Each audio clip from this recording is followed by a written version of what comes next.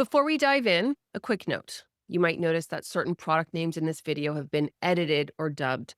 This was done after recording at the request of one of the separate account managers we work with who asked us to remove references to their trademarked name.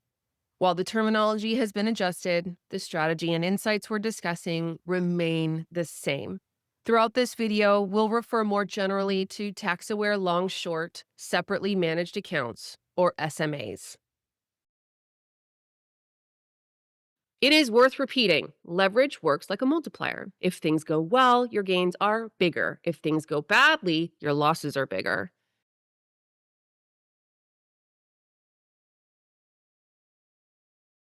Hey there, I'm Hilary Hendershott, CFP, and founder of Hendershott Wealth Management. For over 25 years, I've helped high net worth investors grow and keep more of their wealth with practices grounded in evidence, integrity, and proactive tax strategy. Today, we're kicking off the first in a 7-part mini series about how a few relatively common investment tools you've been taught to fear, like leverage, short selling, and active trading, come together in our tax aware long short strategy to create tax alpha, and how this strategy can make a 7 or even 8-figure difference for suitable investors. That means millions or even tens of millions of dollars in additional wealth. By the way, you'll hear me talk about tax alpha a lot throughout this series.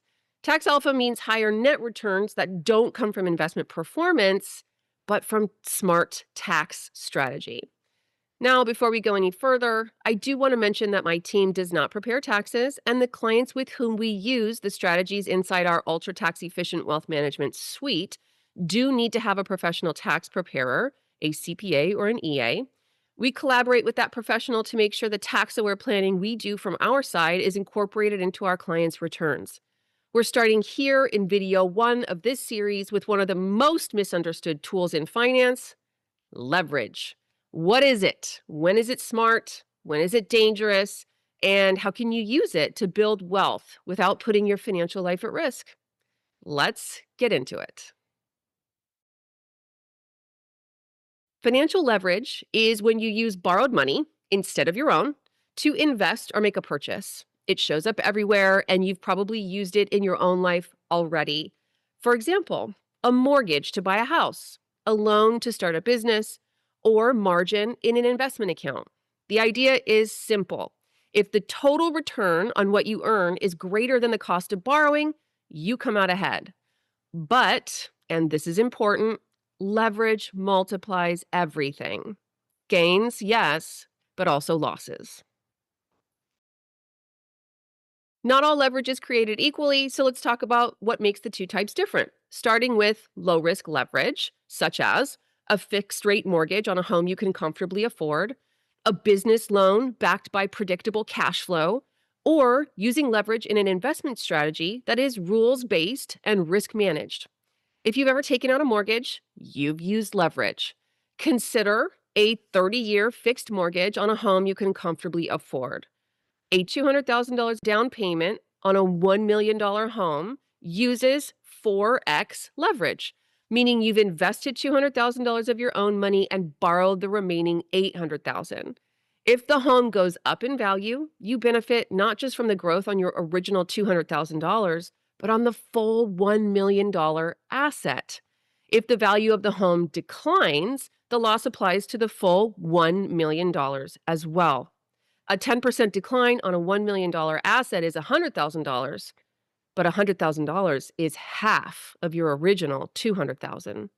And most of us don't think twice about taking out an 80% mortgage. But that's leverage. It magnifies both gains and losses. To be clear, an 80% mortgage is commonly accepted as low risk. However, if on the same property you were to put down only $50,000 and borrow $950,000, that is a high-risk mortgage, both for the borrower and the lender. In the investment world, leverage can be either high risk or low risk. Investors can borrow from a custodian like Fidelity or Schwab using their existing portfolio as collateral. That borrowed capital can then be used to purchase additional stocks. If those stocks simply mirror the holdings of the existing portfolio, that's high-risk leverage, Think of it like taking your 80% mortgage to a 95% mortgage. If the investor buys securities that are very different from what they currently own, that's low risk leverage.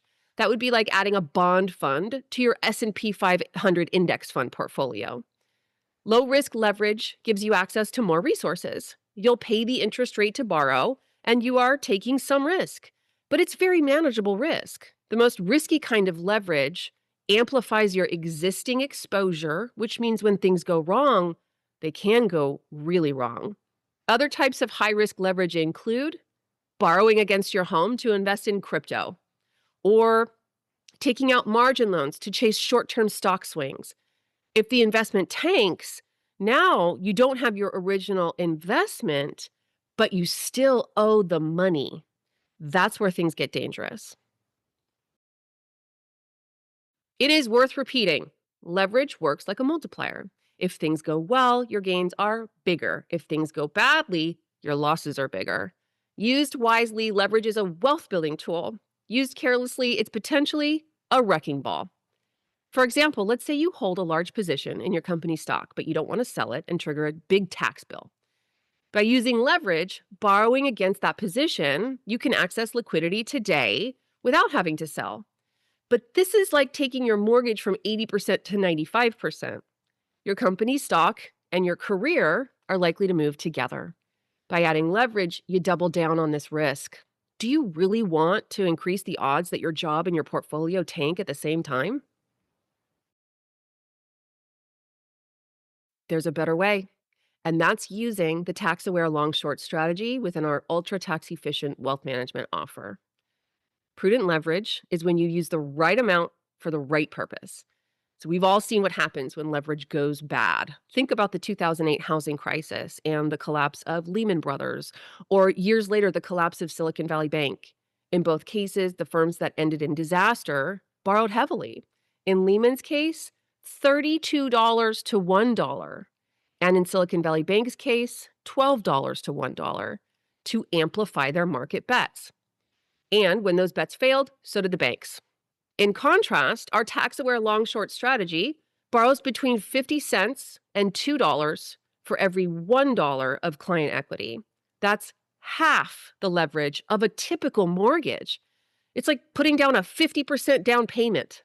But more importantly, we're not using that borrowed money to take bigger risks. We're using it to diversify and generate tax alpha, which means higher net returns, not from investment performance, but from smart tax strategy, and without adding more market exposure, so that people like our hypothetical client, Julie, can diversify $12 million in concentrated stock without the $4 million tax bill that significantly limits her wealth potential over time. You'll hear more about how as we progress through this series. The bottom line is that leverage isn't inherently good or bad. It's a tool. The key is using it wisely within a broader strategy that's aligned with your goals and risk tolerance. If you're wondering whether your current strategy includes unnecessary risk, or if you're curious how to use leverage more intelligently to unlock liquidity or reduce your taxes, let's talk. At Hendershott Wealth, we help high net worth investors build and protect wealth with strategies designed for real life. If you want to learn more about leverage and the potential of what the tax-aware long-short strategy within our ultra tax-efficient wealth management offer might unlock for you, book a call at hendershottwealth.com/contact. You'll meet with a lead advisor on my team for a complimentary chat where we can get clear on your financial picture and explore the potential for greater tax efficiency in your portfolio. If you're not ready to take that step yet, but you want to keep learning about the most powerful strategy we know for tax efficiency, one that's proven to make a 7 or even 8-figure difference for high net worth investors over the course of their lifetime, head to the next video in this series, where I'll walk you through how our tax-aware long-short strategy uses a market-neutral form of leverage to unlock tax efficiency without gambling your wealth.